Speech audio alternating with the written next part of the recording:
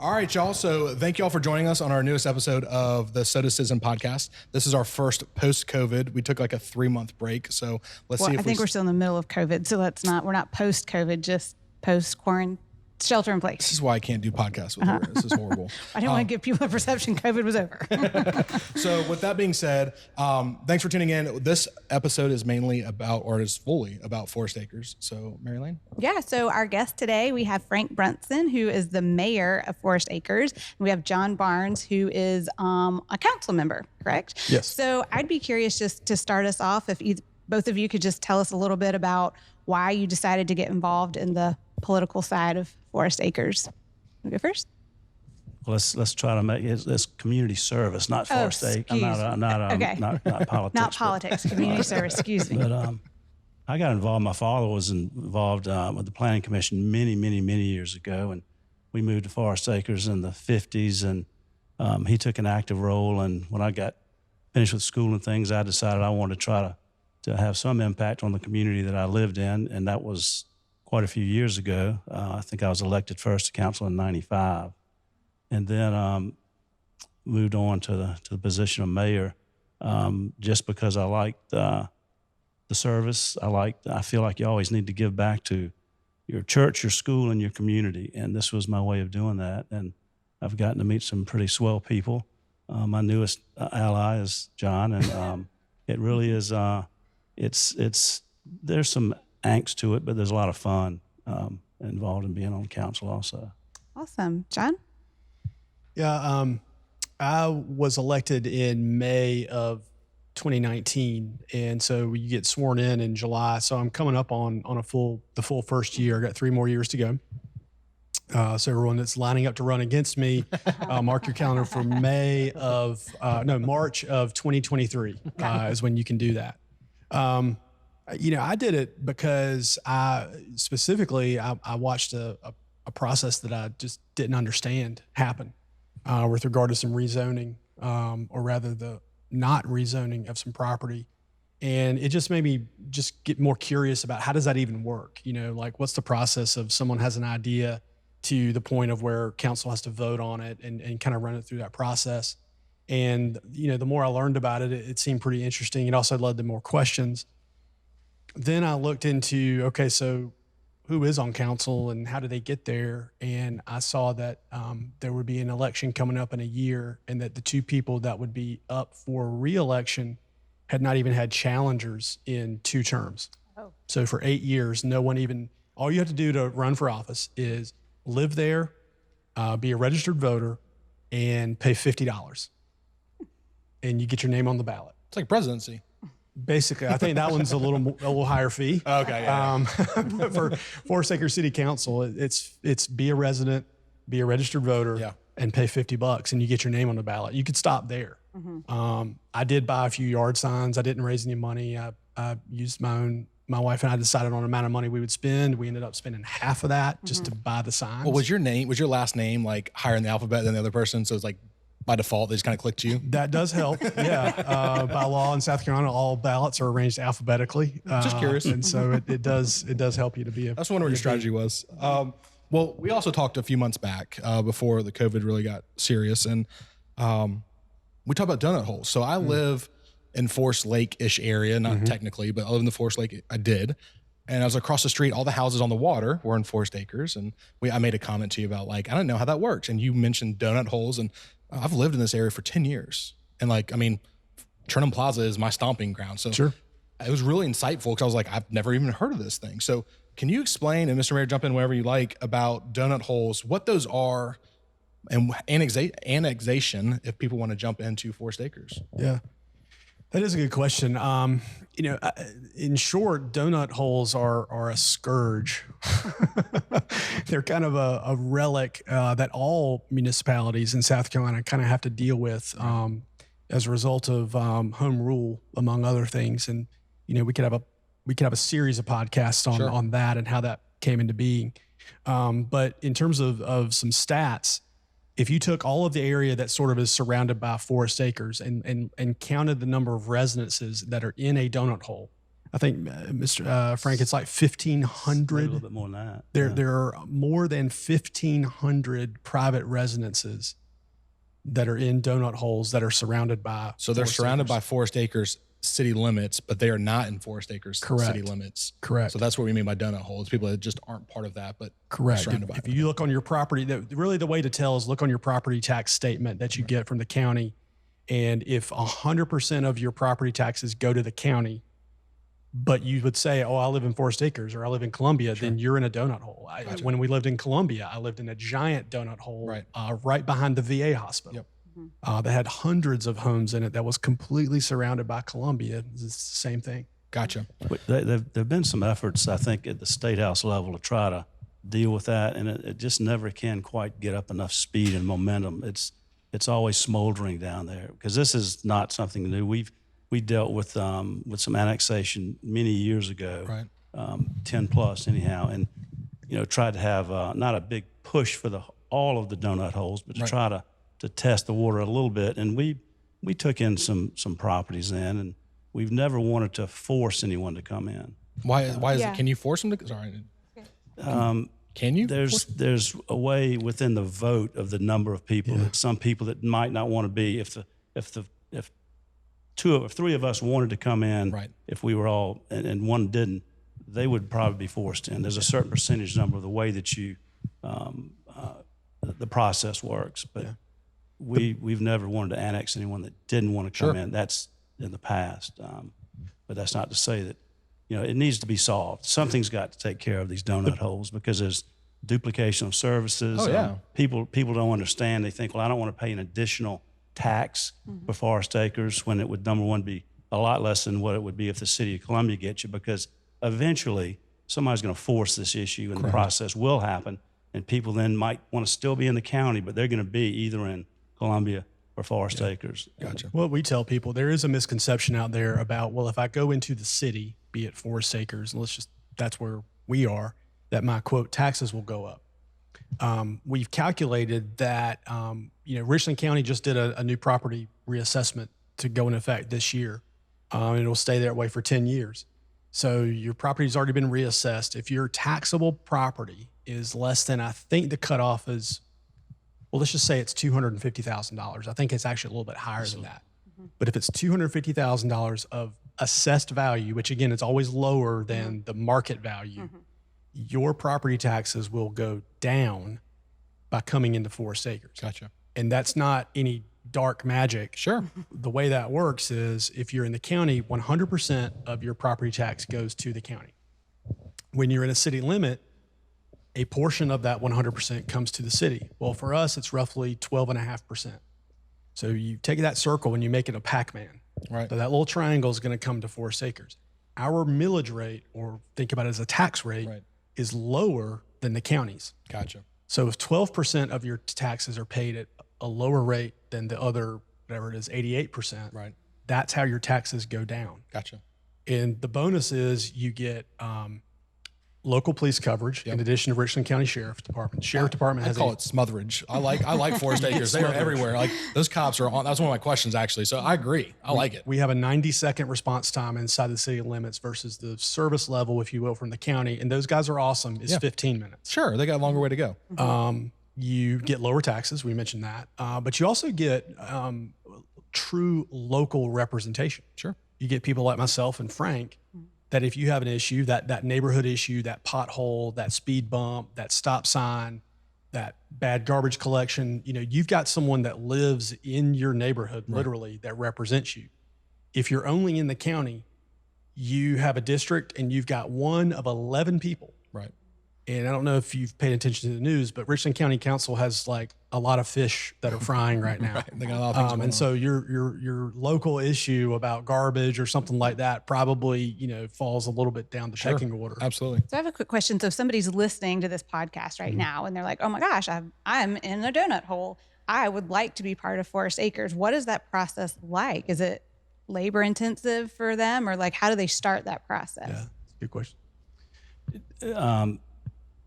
There has to be some contiguous property first of all. So if you had a true donut hole and a house in the middle of that, like a true island, they're going to have to be connected somewhere. Okay. But that's fairly unusual. But it's really a matter of picking up the phone Right. and calling down there and saying, I want a petition to get in. You have to go through a public hearing, and but it's a very, very But simple you don't need process. any reason other than I would like to be part of Forest Acres. One of all the it takes. odd things about these laws is it puts the power in the resident's hand. So if they want to opt in, it literally is a hand raise. Okay. But that hand raise involves filling out one side of a sheet of paper, which is your address, where you live, and that I want to be in, sign it. You contact the city.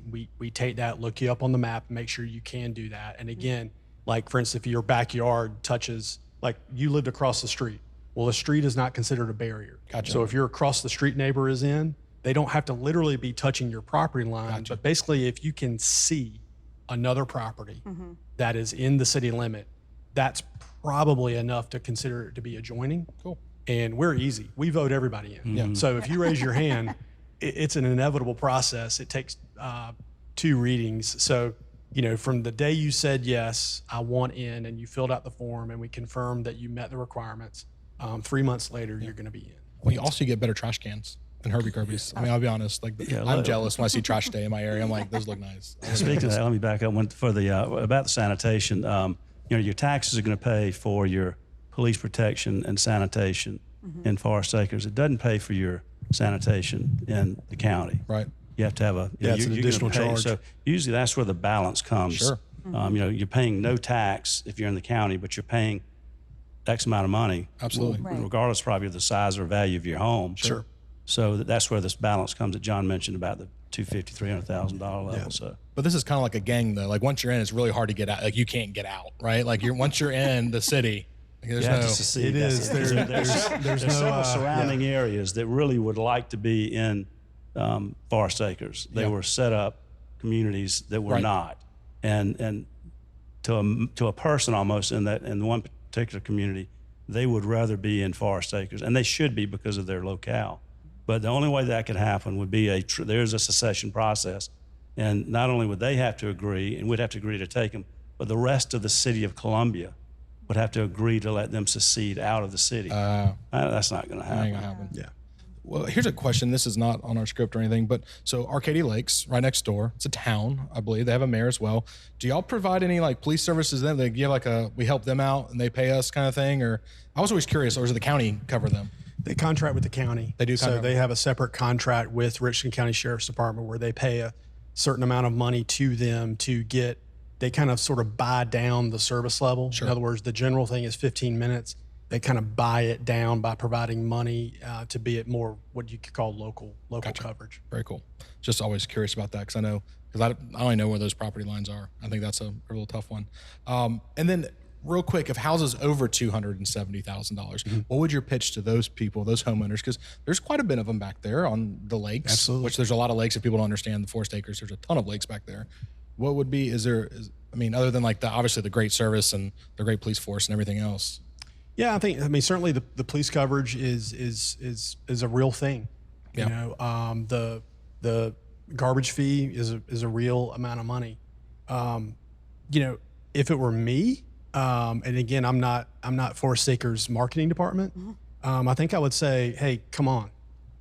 Yeah. What are we talking about? I mean, we're not going to be talking about mega bucks of increase. It might be a few $100 maybe. Yeah. I think because the millage rates are so low, you're going to have to, in other words, to add about another $100 onto your property tax, you're going to have to probably almost triple.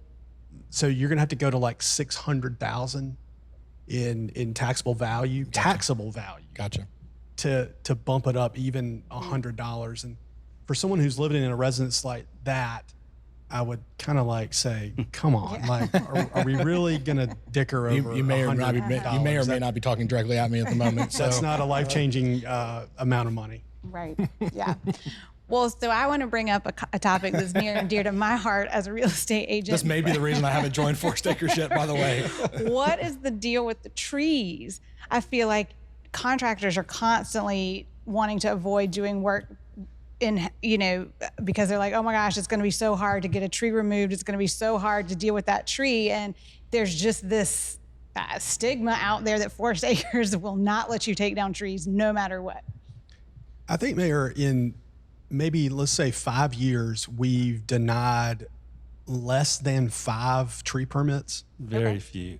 So if a handful is 5, Okay. in 5 years, we've denied less than that many. Well, for instance, and I'm not knocking I appreciate the forest part of Forest Acres, and we understand that has to stay to kind of keep the name. But like, we have builders that will do custom build jobs, and I've had clients, and they're like, I won't build in Forest Acres, not because of the city, but just because y'all make it so great to actually live there. You want to keep the parameters that are there. They won't do it. Well, here's maybe the other side of that, and this may make some of these contractors who are probably listening to this upset. I think why you hear a lot of that is because our not zoning department, but our Code enforcement. code enforcement guys I know those guys. are really good at their job. Yeah. And Forest Acres is only a city of 11,000 people. And so if you think about the number of projects that can be going on inside of a small town like that, Sure. there's not many. So our guys can spend the right amount of time to do the right kind of inspections to make sure that that contractor is doing the right work. Right. It really protects the customer. Yeah. And that's what we're there for. Sure. The other thing is sometimes contractors would prefer not to have a business license.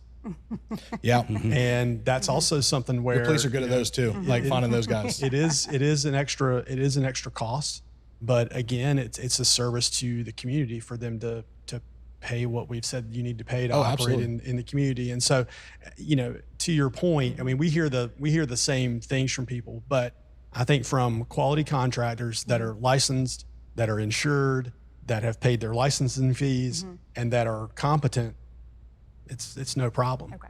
Because there's also plenty of work to be done over there. Yeah, there And is. those Yeah. businesses understand that. Right. Now that I've taken out the 10 trees in my yard for my driveway, I might. It'll be Look easy. at And annexing. to your point too about John got on council and inherited the tree ordinance. I was on council when we had to deal with implementing it. And the main reason at that time really sort of had a lot to do with common sense. Someone came in and a lot over off the lake somewhere, one of the lakes, they basically clear cut it. They were from out of town somewhere, and they just didn't really know and appreciate the value of the trees for our area. They were used to having places that were, well, not quite as, there's a lot of trees around here too, but Kansas. They're from Kansas. yeah, there you go, somewhere like that. But we make it where if you've got we want everyone to protect the trees. But if you got a reason to cut one down, and it's a heritage oak or something, but it happens to be right in the middle of where you're going to put a swimming pool or your house, then, like John says, you might have it denied at first from the code people, but then they can appeal it, and that's where the end result is normally people give a good reason to have to take some trees down. And we had a renourishment kind of program where it's almost like you take that big tree down, but the promise to put 2 back, and it really it's not as bad. The street talk on the tree ordinance is not very good. Okay. So let me ask a question real quick, if you don't mind. And I forgot to put this on our list when we were going through it, but Forest Acres has gone through such a revitalization, or at least, let me rephrase this, the Forest Drive part where I'm used to. I know the Forest Acres is, it goes all the way over to 2 I mean, it's got a big land area. Where do y'all see this? Where do you see Forest Acres going in the next, I don't want to say 5 or 10 years. People ask me that all the time. I'm like, I have no idea. But Cardinal Crossing has been a nice revitalization of the old Cardinal Newman School. Like, where do we just, I don't know, where do you see Forest Acres going with everything that's going on? Well, we are sort of landlocked a little Sure. bit. And Forest Acres used to run a half a mile either side of Forest Drive. That's why we have some real weird property lines in the city, but we're only a mile down Forest. So we've expanded out some direction. We can't go out towards Walmart and Fort that Jackson, area. yeah. We can't get. We're sort of almost like a donut hole ourselves as a whole.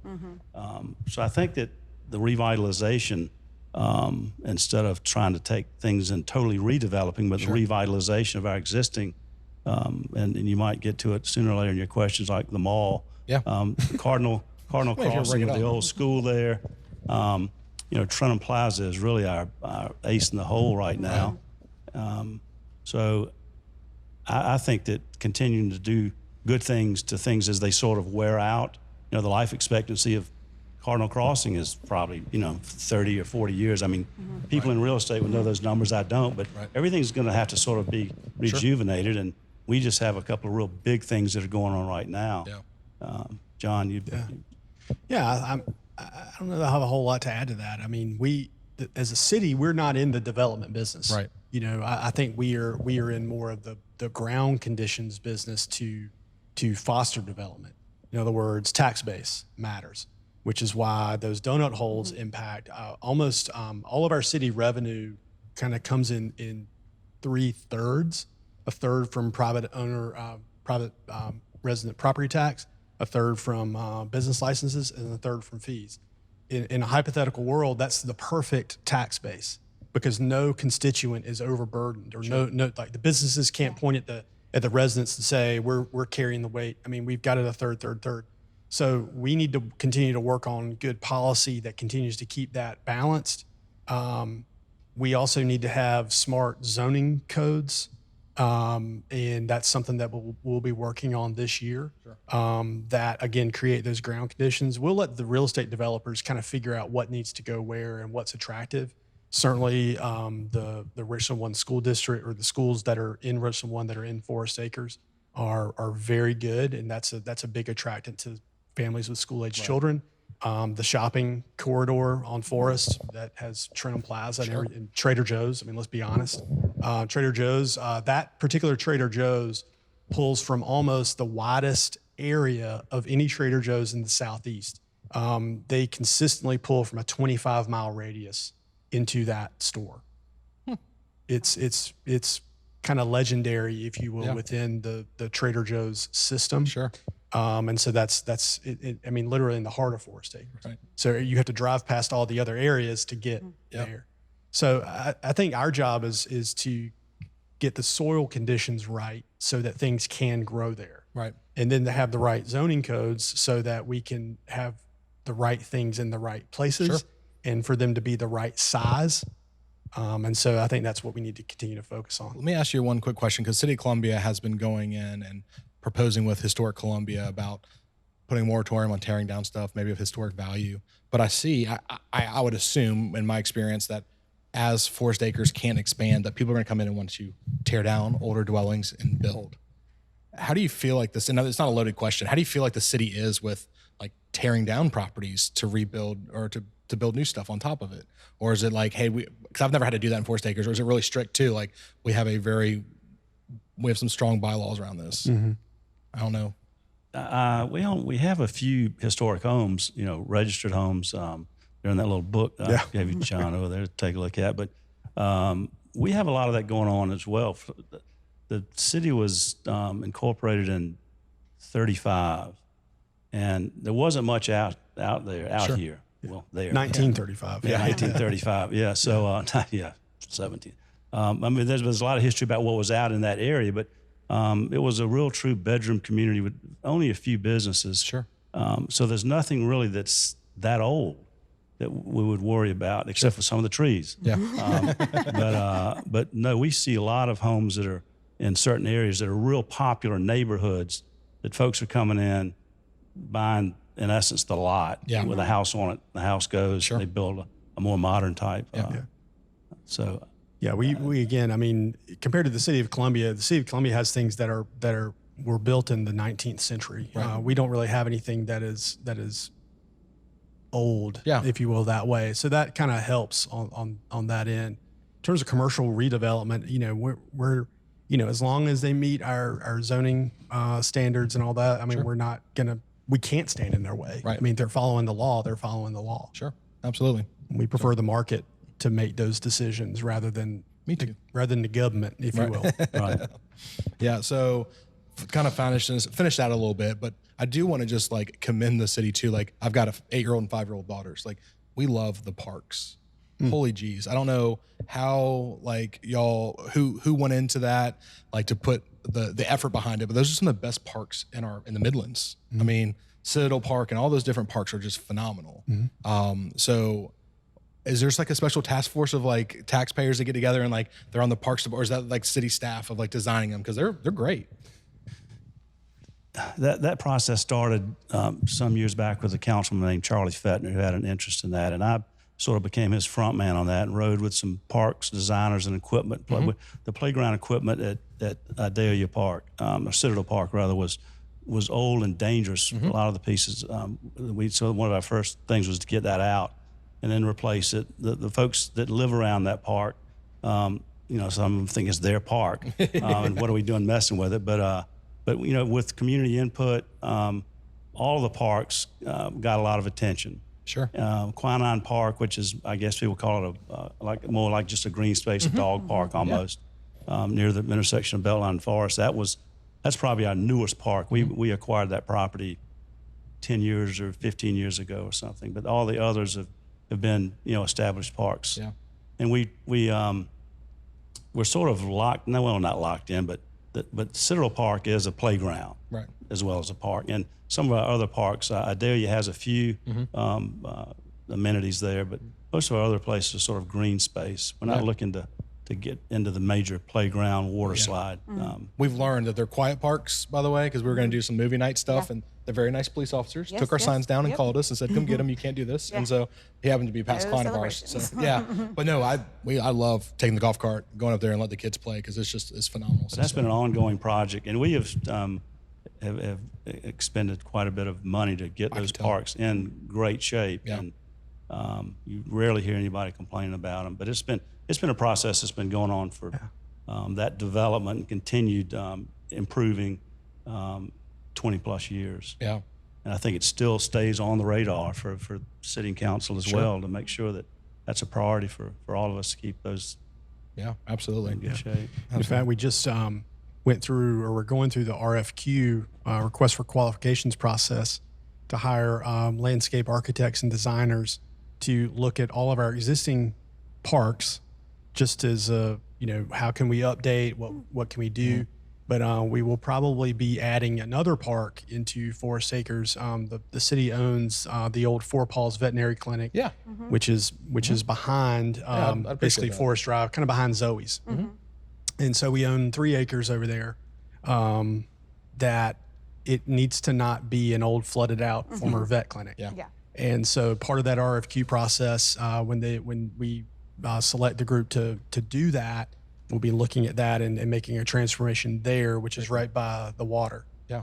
So we may be one of the first communities in the Midlands to do something on the water. Oh, nice. Through our little Gills Creek. Imagine that, little old Forest Acres, the pioneer there. I'm not even gonna step into that one. Yeah, figuring out its waterfront. But to that point earlier, I mean, that's part of the ground conditions. Also, is thankfully we're a small city. We don't have a lot to say grace over, and so the things that we do control, I feel like we're in a better position to kind of nail it, so to speak. Sure. We can put a lot of focus in a few areas. Right. And so for someone like myself that is new to this and was just a regular old citizen a year ago, right?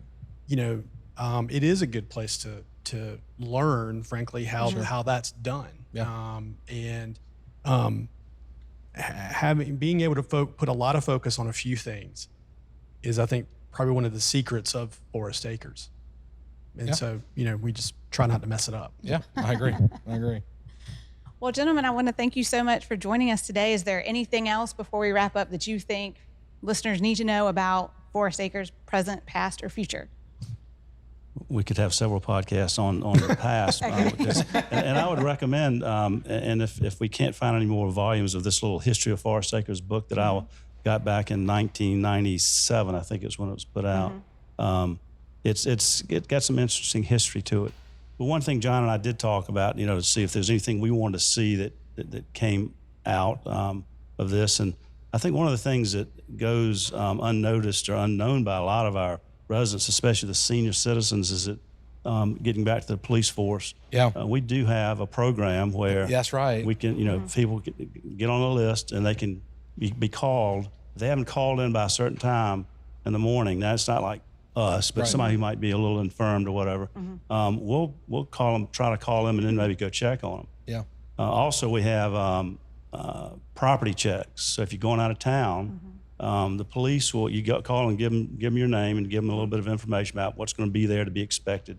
Big bad dogs in the backyard. They'll go and actually check every door of your house 3 times a day. Yep. And I don't think a lot of people know that. And it really is a tip of the hat to a police force and to police in general now that they're getting such a bad rap. But even from years past when we were sort of thought to be a radar speed trap out in our little area. But in real estate, the unofficial motto of Forest Acres is they grew up there, they move away, but they're coming back. Like, and it does. They always move back. Like that's where we see a big resurgence. And well, a lot of my children, my dad built a house in '56. I grew up there. I live 4 doors down the street now. I moved there in '84, and my parents have passed away. But my oldest daughter and her husband, my 2 grandchildren, live in that house now. So yeah, that my whole neighborhood and John's neighborhood, people, don't make me leave. And if you do make me leave for my job or whatever, please let me come back. And that's one of the selling points of the city is, people I think take pride in it. It's a kind of place where, because city of Columbia is literally next door. I mean, there's no gap between the places. It really is that small community that people sort of fantasize about, but they're not in the middle of nowhere. Yep. Right. And that I think is a huge draw because, I mean, to Frank's point about, we have a true community police department. Yes. The amount of officers that we have per capita, if you will, is unmatched in any municipality in the Midlands. But it's because, again, we're small and we have the resources to do that. Right. We don't take that for granted. I mean, it's not like we've done anything special to do that. Right. But that's just, again, I think what good government does is you take what you've been given and you try to maximize that it's not always clawing for more. It's not always, just trying to do a lot of, shall we say, extracurricular stuff. Sure. It's focus on the community, focus on the ground conditions, focus on making it so that people want to come in and build businesses, develop property, making it so that families want to move in. And just making it so you have representation that kind of listens to what the residents wants, and that's what guides the processes. I agree. And that's a big testament to y'all's work and your community service. And so we appreciate y'all for doing that and stepping up. I know can be a thankless job or even a really hard job sometimes. So we appreciate y'all not only for being on this, but being community leaders, because that is making places that people want to live. And that's what we're in the business of. So. Right. Yeah. Us too. How about that? Yeah, right. Thank you so much. And for all of our listeners out there, be sure to subscribe to our podcast so that you make sure you can stay up on what's new and happening in the Midlands.